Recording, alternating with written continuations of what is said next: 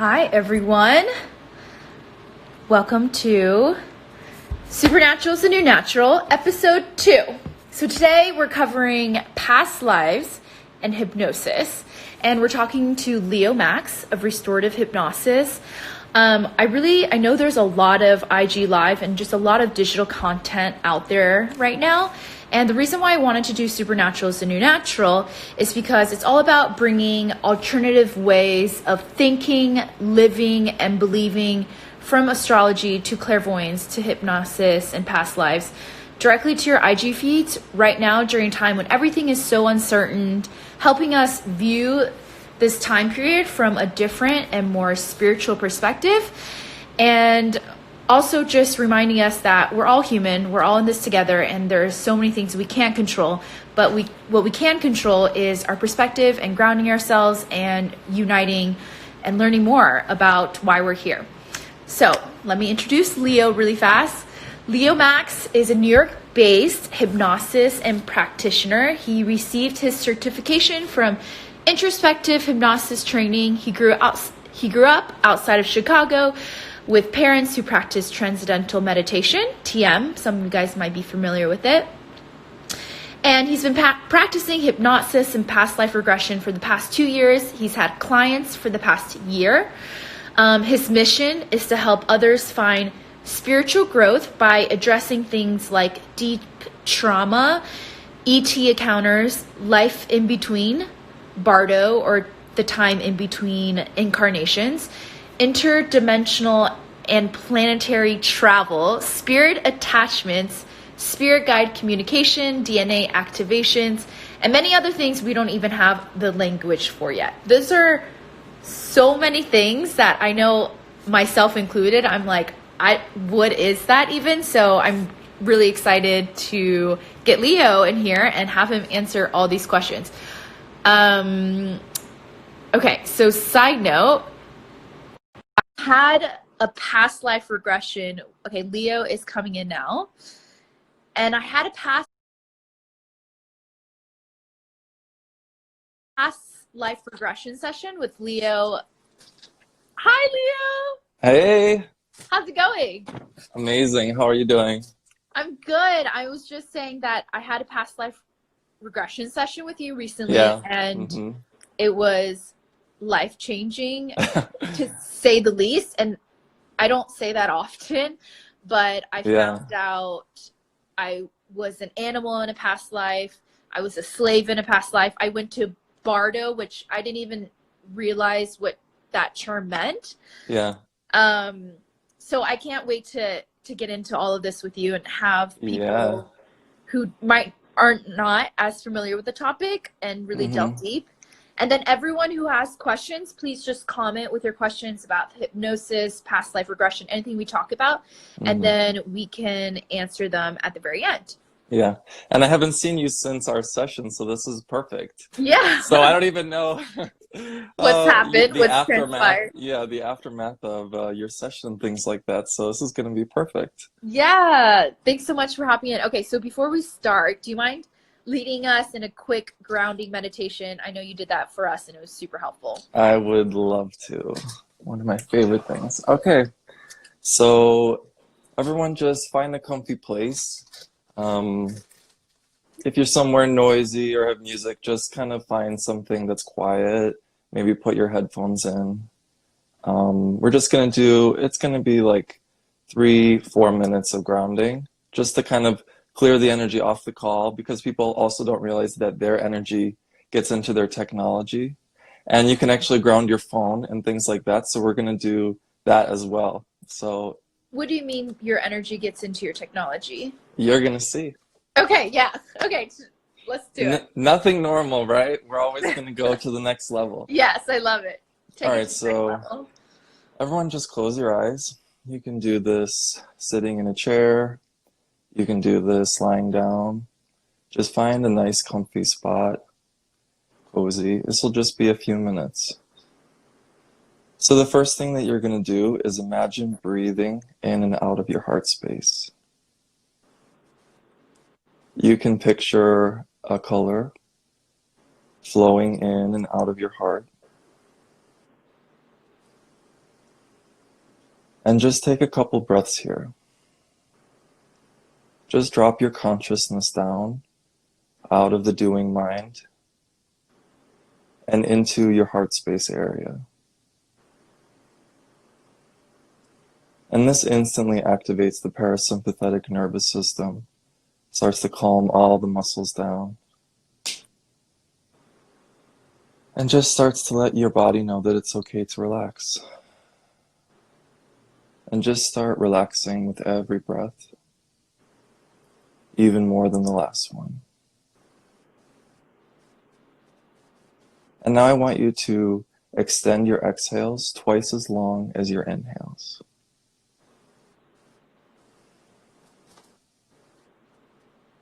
And this will help you relax even more. All this is doing is turning off fight or flight and just starts to move your consciousness out of the mental sphere and into the heart space, which is more loving, more about feeling and sensing, and more about a space of just being. And now I want you to imagine a gold cord at the base of your spine. And this gold energy will relax all the muscles in the lower spine as it just slowly swirls around, relaxes your lower back, relaxes the vertebrae. And I want you to send that cord down out of your system, out of your body. Keep following it down out of the room you're in. Down, even deeper with every breath, still relaxing with every exhale. And I want you to take that gold cord all the way to the center of the earth. And make sure you're really there. Give it a firm, energetic tug. Make sure that cord is strong and secure. And one of the beautiful properties of the center of the earth is that it can transform any energy that we're holding in our body or in our energetic fields into beautiful new earth energy. So from here, just scan your space.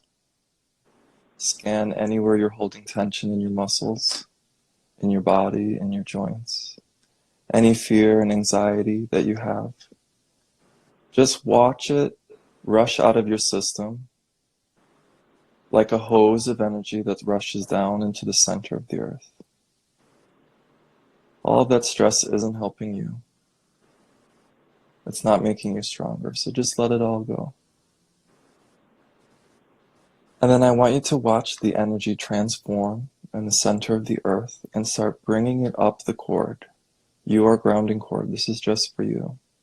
You can always have this in place and bring that energy up, up, up through the layers of the earth. Go back into the city and town you're in, go into the room. Now I want you to fill your entire room, all four corners, with earth energy. And all this is doing is neutralizing anything that shouldn't be here.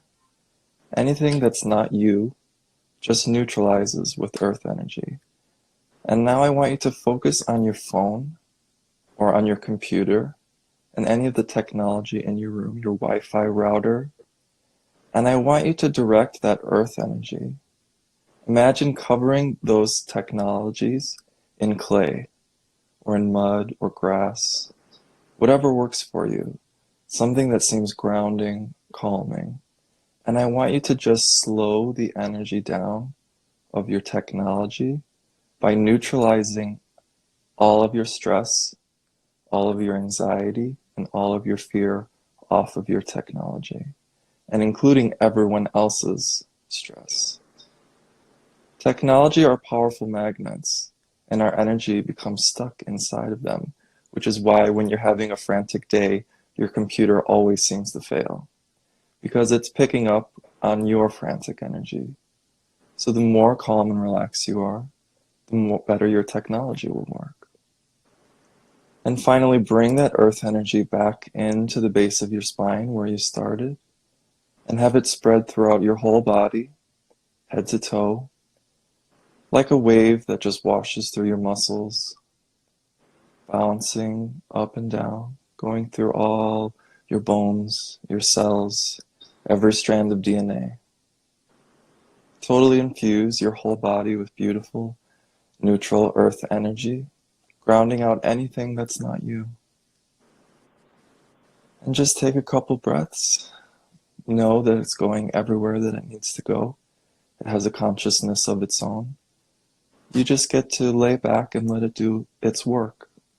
It knows exactly how to heal and exactly what to do. So you get to just surrender and relax. And when you're ready, open your eyes refreshed.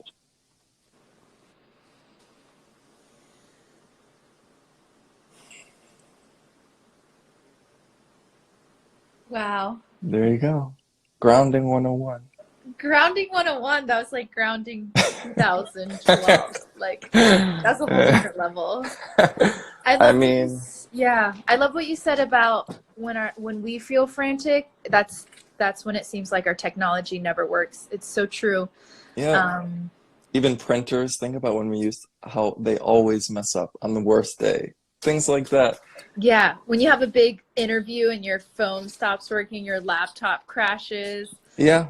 It's Yeah. just receiving a reflection of you, like we all, like everything is. It's so much more powerful because it stores your memories, your information, your data, your personal information, and that has a vibration to it that has a consciousness of its own. Yeah. I love that. Thank you, Leo. Yeah. Um, okay, Leo, what Yes. is hypnotherapy? What is past life regression? Yeah, Let's let's start get from into it. basics. Yeah. Yeah. Okay, so the process of hypnosis is really almost like what we just did. It's getting someone so relaxed and so out of their regular conscious mind circles that they can move into a deeper state of awareness. So many people think that you're going to blast off when actually it's more of an implosion. You're going so deep within, you're going into such stillness and relaxation that all your options become available to you. It's like the library opens because you can just relax. And the difference between hypnosis and past life regression is just where you go. It's just what book you're taking out of the library, pretty much. So hypnotherapy are all your books from this lifetime. And you go into early life traumas, anything that really happened to you that sticks out that you may or may not remember. So the best part is that your brain never forgets anything. It just stores it in different places. So the reason why trauma gets harder to access is because you can't be having a normal day thinking about the worst things that ever happened to you all the time. If that's in your conscious mind, you'll never accomplish anything. So your brain just stores it deeper and deeper into your subconscious, and that just affects you in different ways that are harder to decipher. So the purpose of hypnosis is to find the traumas or anxiety, clear your energy, anxiety, stress off of the memory. You keep the memory and you learn the lesson and you move on. Okay, amazing. And then what is past life regression? Past life regression would be the same process of going to that deep state, except the book you're taking out of the library is from something beyond this lifetime. And that could be any number of ways that you have held a consciousness in any of your lifetimes. So it could be an animal, it could be another lifetime as a human, and it could be even the time in between the lifetimes that you have. Yeah. So when we did my past life regression and you Yes. facilitated that, I experienced being an animal. I experienced a few Yeah. different past lives. Yeah, you went a And lot of places. I went to a lot of places. I went, and I know that there are a few people probably tuning in or watching later who are probably skeptical, Yeah. understandably so. So, what do Yeah. you say to those people who don't even believe in reincarnation and say this is all fluff? Yeah. I would say that the memories that people pull up in a past life regression are never something that they would imagine for themselves. Yeah. Everyone wants to think that they're a princess or a king or Cleopatra, but no one thinks about going to a place in the tundra where they're, skinning animals to survive on fur and trading pelts, and in a marketplace, getting hit in the head with a spoon because you stole something from someone. Just the stories don't add up to the person as they are. And also, you actually don't need to believe in reincarnation to get a past life regression. If you want to view the whole thing as a metaphor or a symbolism, it works just the same. It's the same process of your mind that instills that belief. So you can come and have a completely different belief system. I work with people from all faiths, and everyone's going to benefit somehow because the information is going to be perfect just for you. Mm. And so you don't have to believe in reincarnation to experience. No, if you want to think that it's all, just a journey as kind of like a metaphoric lesson, then so be it. That's up to you. I'm not here to really preach or teach lessons on the process during a session. I'm just guiding people into a state and they can find their own answers. And whatever conclusion they make from where they go is up to them. Which is why I was saying I haven't spoken to you. So it's funny because I get to go on these really deep, intense journeys with people, and then they're gone, and then I don't see them for a long time. And I don't know how it really unfolds unless I really check in on them. Right, right. Yeah, I feel like you're more spiritually aware with my soul more than anyone else in the world because you like delve deep. Yeah, And we go deep. yeah. And I think after my session, I was so like, what if I fabricated all those stories? I was Yeah, also still had that, my logical yeah. sense of mind at Hmm. play. And you were like, you could have fabricated those stories, but they wouldn't be so detailed and rich. And that was coming like this. Like you would have made up a story, but it wouldn't have those details and nuances. Yeah. For everyone that's tuning in, we're talking about past life regression and hypnotherapy with Leo. What would you say are some people more prone to being hypnotized than others? Or is it about being more open?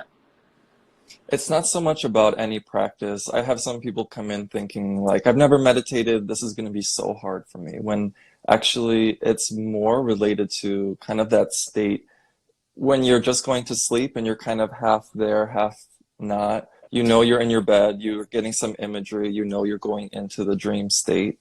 And so that's the closest parallel. And everyone has done that, so that's universal. So it's really just about being open to the process and open to relaxing and kind of surrendering. If you know, and I'm doing this in New York City. My practice is in Manhattan. I have the most type A clientele probably Yeah, in the of whole course. world. So I'm really used to it. And really, it doesn't matter your conscious personality because the part of you that I'm working with is your unconscious, which might have a different personality than the facade that you give to the world. Yeah. And then I read this tweet that I thought was really funny, but also kind of made me think. It said, how Yeah. come no one's energy therapist or clairvoyant or astrologist or anyone who's in tune with this other world could have predicted COVID-19 or what's happening Right. right now? What Yeah. would you say to that, even though it's kind of a joke? Yeah.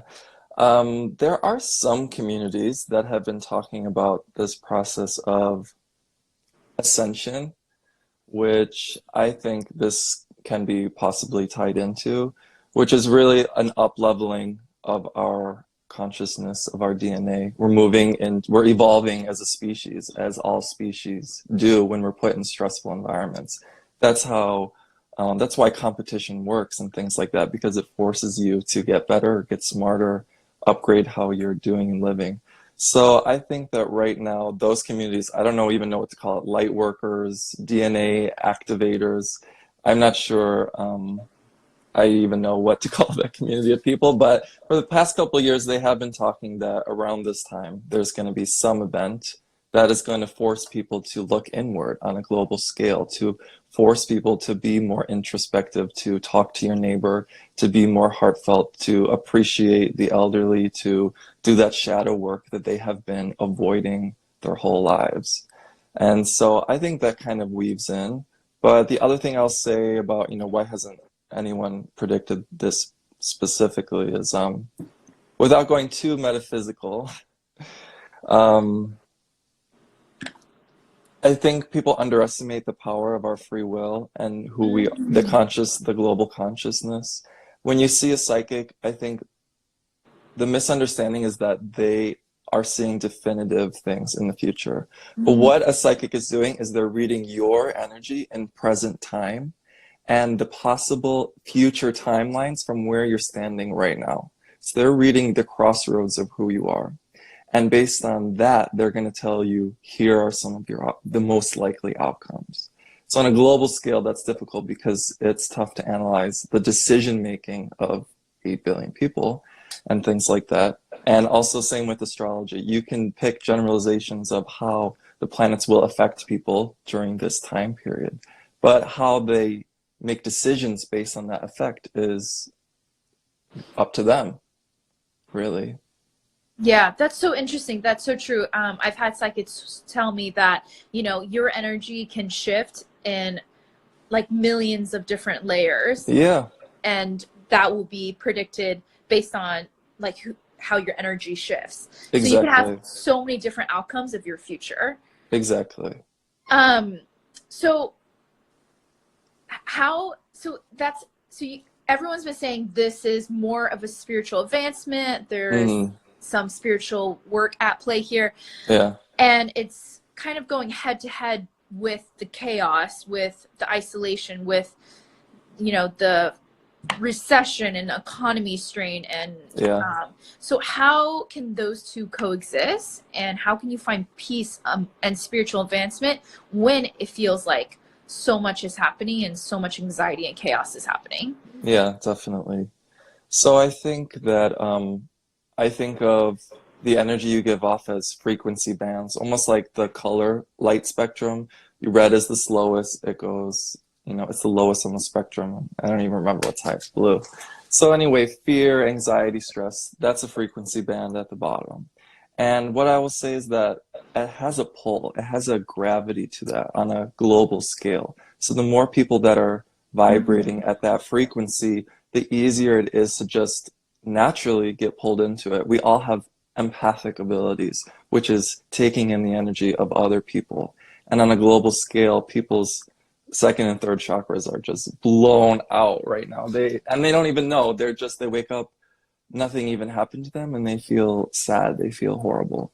So on a global scale, I won't talk too much about, like the banking industry and finances, and that we needed to upgrade a lot of these systems anyway, which takes Yeah. an upheaval. I like to describe it as moving. It's never easy. It's always a mess. But when you get to that new apartment and you like buy those flowers and it's all complete, it's like it was all worth it, right? Yeah. But it never makes that process enjoyable. And especially just where we're at with how many people we have on the planet and how much we give into things like global fear and anxiety, without tools like the ones that we use, like grounding, it's easy to just get sucked into Yeah. those lower frequencies. So right now, it's more important than ever to just detach yourself, see the bigger picture.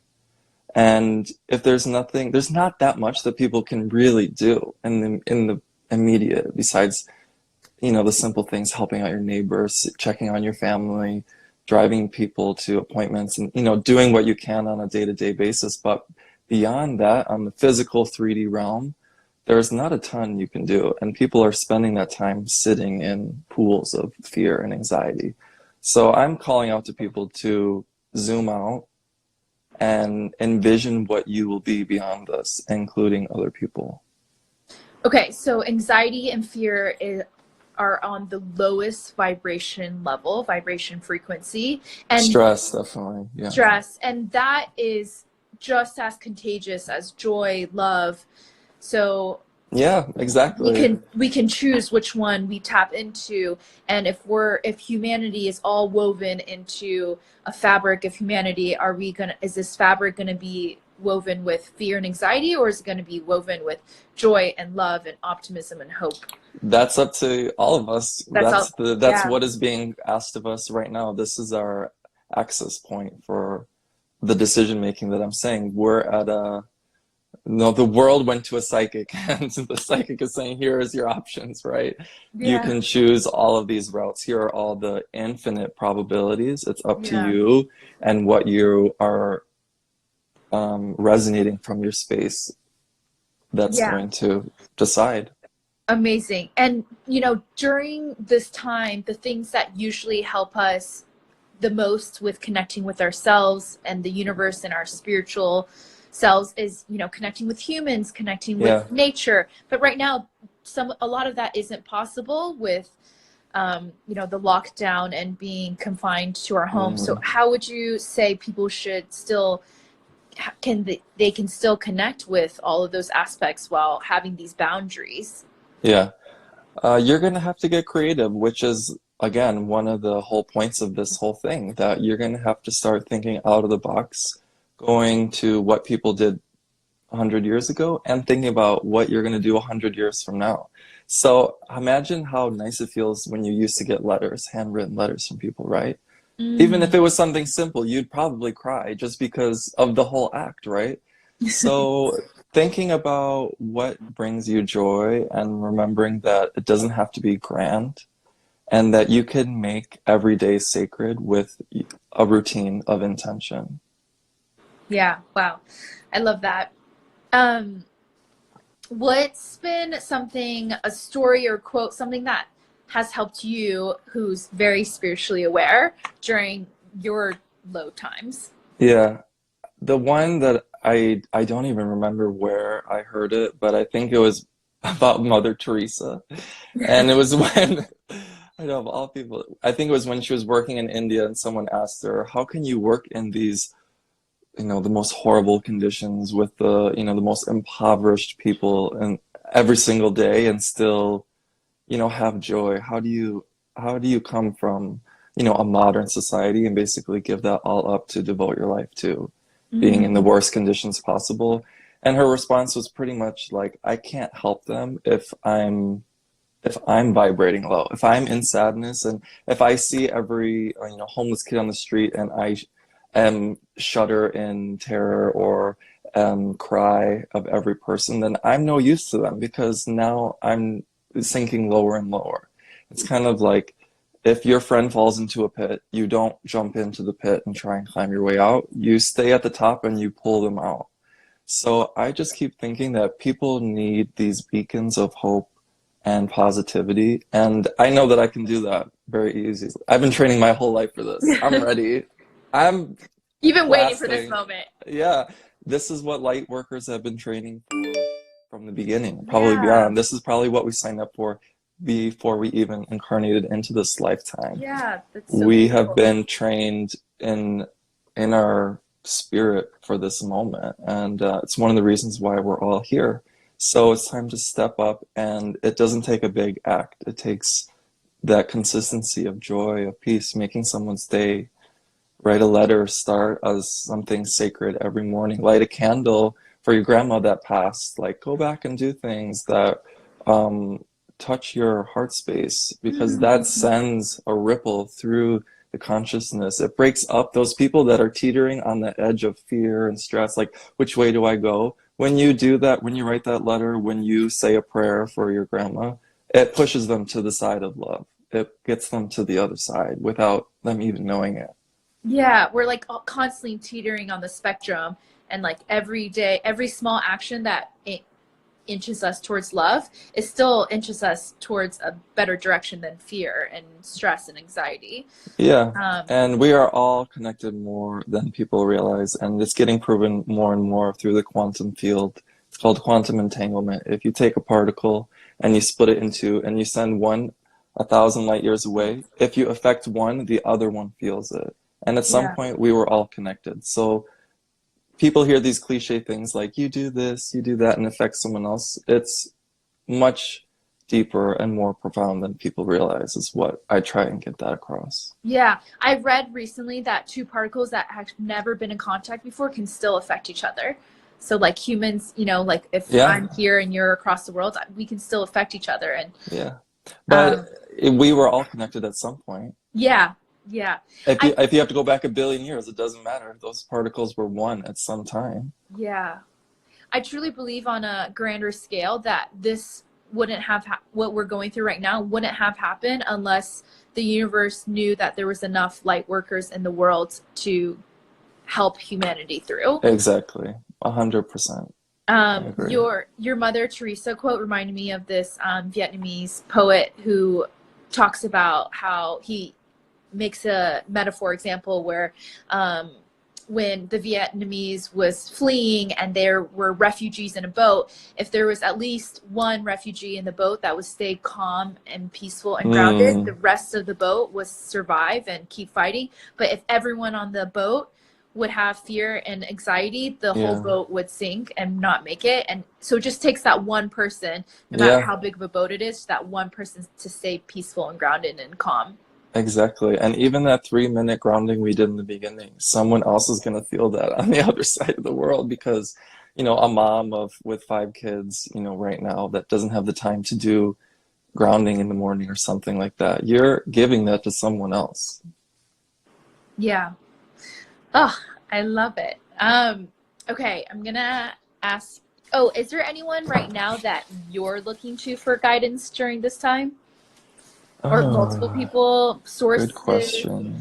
It doesn't have to be people that are alive, even, or on this realm, this field, this dimension. Uh, that's usually where I'm at anyway. I'm like, Yeah. people, I haven't seen one in a while. Um, that's a good question. I have been pretty much trained at this point, to really get information from myself. So I try not to open my blinders too much because I think that filters the information that I download for myself.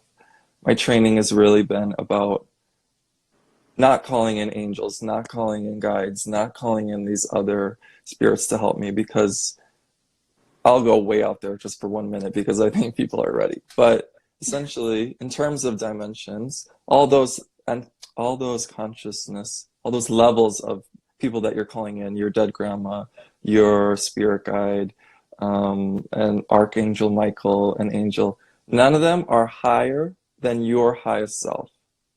Wow. Wait, actually? I'm going to say Wait, that this is the again. first time I've heard of this. Okay, I'm going say to it say it again. one more time. This is huge, everyone. Every level of consciousness that you are calling in for guidance and help, they may have help and guidance, but they are niches, which is why they come in at certain times for different moments of your life and for different reasons. You call in someone for abundance, one for love, one for forgiveness, one for information. But the one that has all of them, which is above it all, is your highest self. It's above all the other energies, Wait, including extraterrestrials. So that's why I think mediums and channels doesn't make sense because they would be do better to channel themselves. oh my God, I'm mind blown and I have chills. But how do you make sure you're always tapping to your high self? That just takes practice, knowing what that feels like in your body. And also, usually when you work with another energy, it presents itself in some way. It wants the credit. It wants to be known. It wants that editor's note, right? It doesn't want to, it's Yeah. not going to disguise itself as your higher self, usually. It's that familiarity. I think it feels like home. Okay, and can your highest self be called your intuition, your gut, your sixth sense? Like are Yeah, these all the same things? in a sense, to condense it. There's different ways to work with it, but I would say yes. Okay, so your high self is above even extraterrestrial life? Yeah, 100%. Because how would they know you better than your soul? You're the one that mocked this lifetime up for you, not them. You're the one who made this plan, who made your trials, who made your triumphs. You're the one who put in the work. And you put that blueprint in while you were in Bardo, in between your incarnations, to make this plan for right now. And so calling in someone else is like calling in an expert to save your business. It's like, what do they really know after you've built this thing from the ground up? They Wow, might help you that's with this aspect or HR or like that, but including everything, including the soul of the business and things like that, that's you. That's you created it. And even if it fails for a moment, that's your failure to live up to.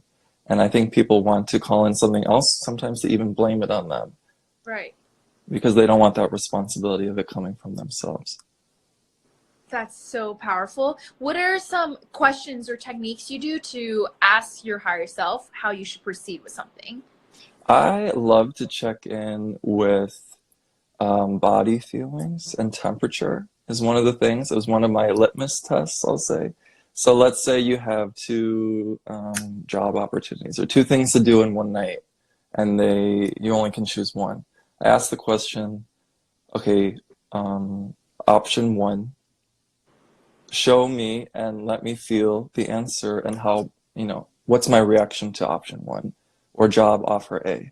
And then you will get an answer. If you really quiet for a few minutes and you silence your mind and you wait enough, you will get some answer. Oh, I feel warmth in my heart. I see this color orange. I see a flame. Okay, does job offer A, do you want it to feel warm in your heart? Do you want an orange flame when you go to work? Do you want this temperature? Okay, job offer B. It's kind of turquoise. I feel kind of a coolness in my finger, this and that. And that's just one way that I like to work with, is checking in with my body response. Wow. And when your body temperature is warmer, that means yes, and when it's cooler, it's no, or that's up to you. That's something you dependent. just develop, on your own. It's kind of the same with people that work with pendulums. It really doesn't matter where the pendulum swings. It's up to the way you program it. It's all about your programming and your intention of it. Wow. That's so interesting. So when I asked you who do you look to for guidance during this time, you're saying Unlike your me, higher baby. self. Yeah. You're saying your higher self. Nobody, yeah, pretty much. There are, of course, other energies around that I'm always grateful for, but when I really need to make big decisions and things like that, there's no better source than the source. That sounds, yeah, of course. Like, and then if you had to rank them, what would the hierarchy be if your higher self is here? What would be? There's so many things underneath. Yeah. That's the problem, because even in categories, you could go to extraterrestrials, for example. There's low vibration extraterrestrials that don't have the highest human interest in their regard. And there's everything in between, from 0 to 10. There are extraterrestrials that don't have a body, that are just pure consciousness, that are, let's say they hang out with ascended masters that are on that level. It could be, there's so many variations in between. Right, if you can't reach your high self and you're asking for advice from your spirit guides or let's say God or I would the universe. I would say the other ones to ask would be, the creator, definitely, and your guide, for sure. Because it feels, continue. Sorry, I was just wondering, don't we have multiple guides, or is there one guide we should be asking? Most people have less than 5, usually. And that's not to say that there are other energies, usually people that were in your life that stick around to look after you, like a dead grandmother. I had a client who went into emergency open heart surgery, and we went to the moment right before she got anesthesia, and I was like, okay, what's happening? She's like, I'm terrified. I'm 21. I'm about to have my entire heart taken out. And she died for a whole hour. They induced death and put her heart on ice. And I was like, okay, what's the next big moment for you? What's the next thing? And we're in hypnosis. And she starts describing coming out of surgery, seeing her family. And I was like, wait a minute. You just skipped past the best part of this story. Yeah, her heart was on ice, yes. And then she's alive. Yeah, so I was like, wait a minute, reverse. So she goes back, and I say, what do you do in that hour? 3, 2, 1, let's go. And she immediately, her eyes start freaking out, uncontrollably shaking left to right. Her eyes are closed, but I can see them. And her hands are shaking. And she tells me, I feel this insane energy bouncing through my brain. And I said, okay, is this energy medicine, that you've taken, painkillers? Is it, stress or fear about your surgery? Or is it something completely else? And she goes, it's something completely else. And I'm like, okay, we're going to find out in 3, 2, 1. I'm going to bring this energy, from your mind to speak through your vocal cords for a moment. You know what that's like. And have this energy move through. And it turns out that it was her spirit guide. And next to the spirit guide was her grandmother that was holding her hand through the surgery. So the grandmother came to be by her side just for that moment, because she wanted that familiarity to get through. She knew that she needed someone's familiar energy by her side from this lifetime to push her through, to give her the strength to survive that surgery. But beyond that, the main energy was her guide. But because she's young, she doesn't have that familiarity. So her grandma's not her guide. This energy was a guide, and it had never had a body. And it had said that he had been watching over her for 19 lifetimes. Oh, I'm about to cry. That's so beautiful. Yeah, so we got to ask tons of Wow. questions. She got a lot of information, and she actually saw that she planned the surgery before she even came into this lifetime to Wow. advance spiritually. And now she's like a Zen Buddhist master at 23 years old. Wow. And Wow. she would have never done it if she didn't have that experience. Wow. So sometimes the hardest trials and tribulations an individual goes through was pre-planned and destined so we can spiritually advance. Yeah, a lot of them. Some Wow. would argue all of them. Wow. Okay, let's do some quick Q&A. Okay, so if Q&A. anyone has questions for Leo about hypnotherapy, past lives, Yes. spiritual advancement, anything we've been talking about, Let it comment fly. here. In the meantime, I'm going to ask you, Leo, Yes. what book are you reading right now? Or are you reading your higher self? I just close my eyes and flip through the pages. Yeah, My you're eyelids. just like tuning into your own. I'm reading tons of hypnosis books, so I guess that's not that cool. But my favorite book that I want to tell people about is called Gene Keys. It's by Richard Rudd. And he goes through, it's a tome. Let me tell you, this book, it is a tome. It is so thick, but it is really interesting. Actually, I'm going to pull it really quickly because I think you'll like it. Okay.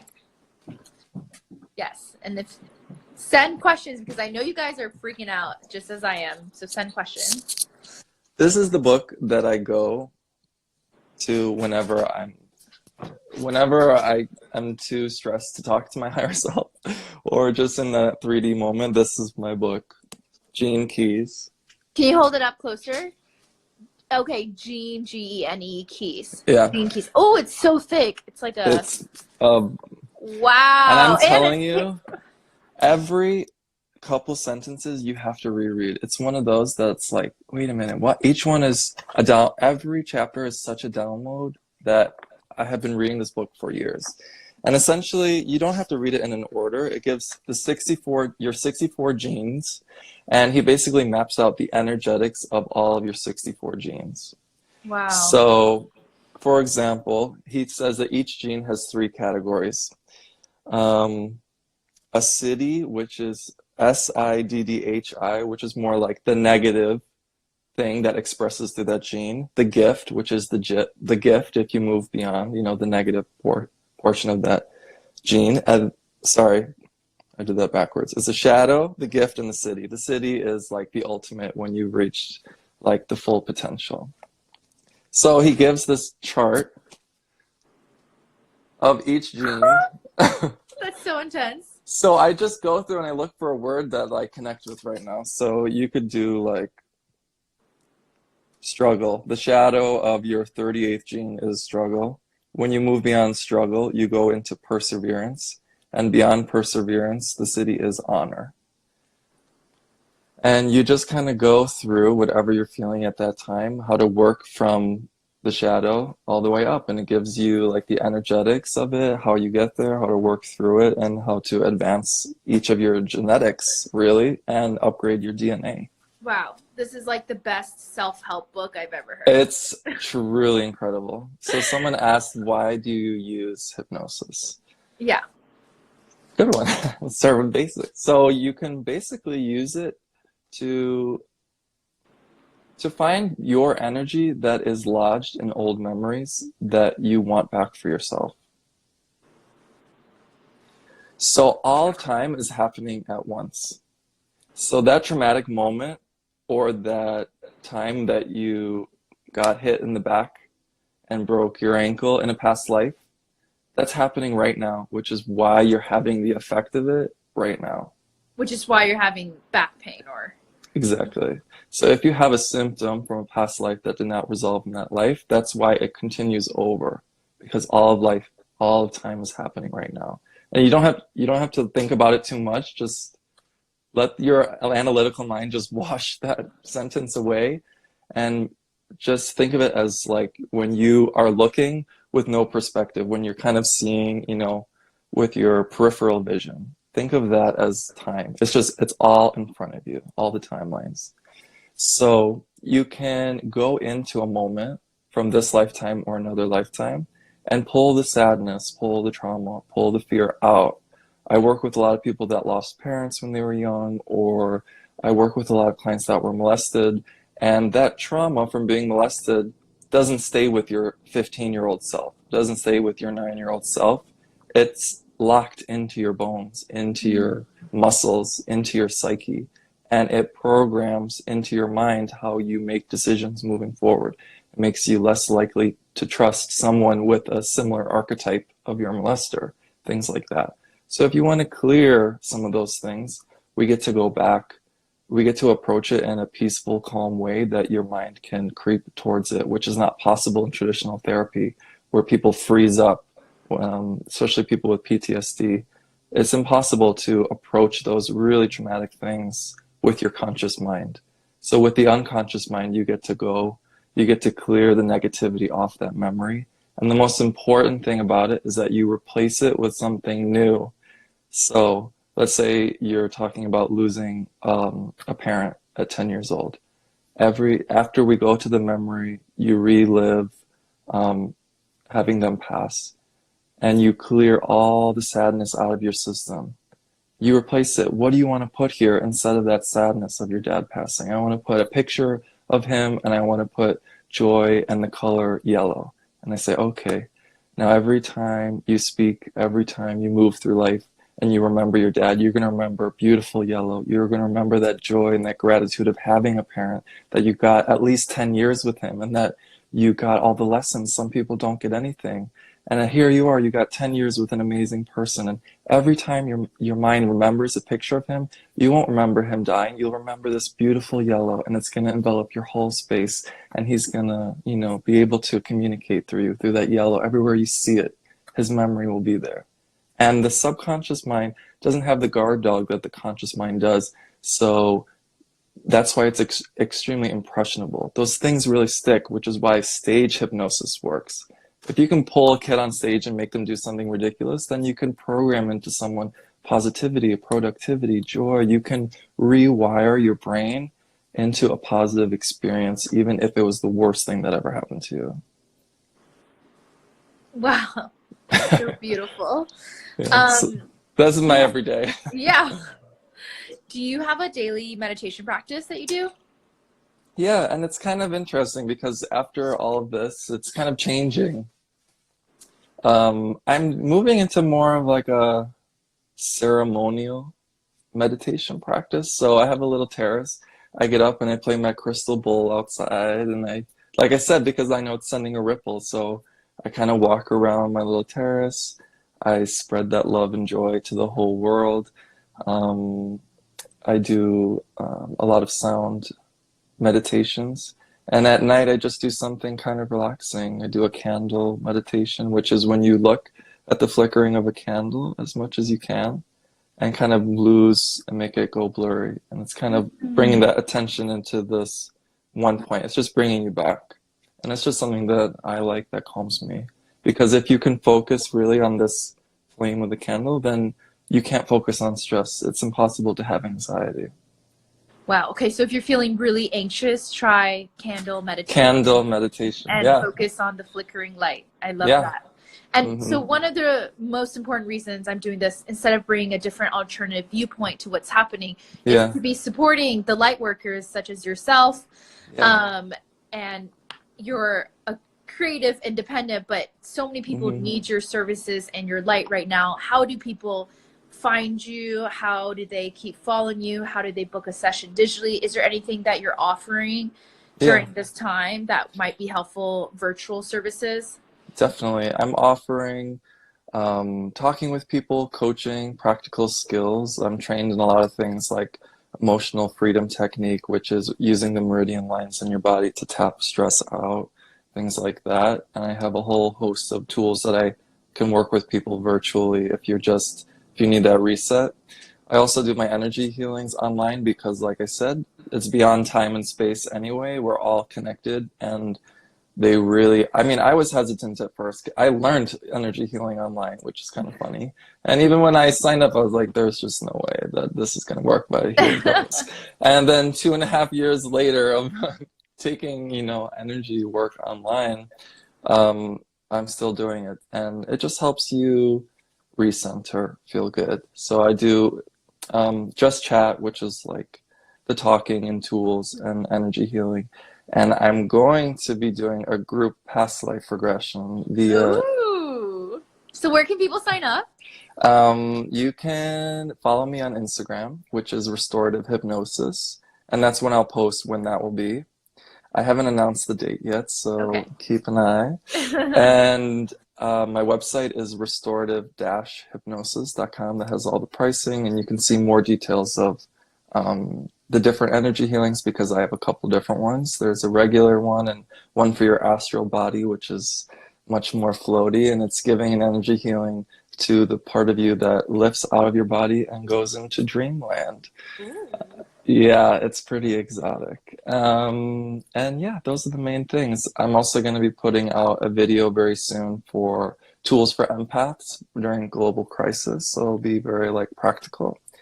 And I am on Insight Timer, which is a meditation app, which is my #1 favorite and perfect for beginners and everything like that. It has every category. They have courses. You can do absolutely anything. It's really well organized, and you can even find things based on I just want 1 to 5 minutes, and here's every meditation 1 to 5 minutes. I want something about sleep, anxiety, chakra cleanse, literally the whole gamut. Yeah, I love Insight Timer. I love it. And for everyone who's still skeptical or don't know if this is you want to make this jump, highly recommend following Leo on restorative hypnosis and just following his journey. He just shares so many inspirational quotes and information, intel, our higher selves is our higher selves. And follow him, and then maybe you'll be drawn and ready to book a session down the road. Leo, thank you so much for sharing your light with all of us. Thank you. So grateful to do it. It's an honor.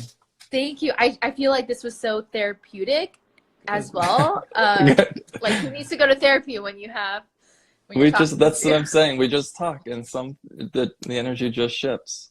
Yes. So thank you so much. I so appreciate it. And continue spreading your light. We all need it. I know that. I will. You too. Thank you so much. Thank you. Bye, guys. Thanks for tuning in.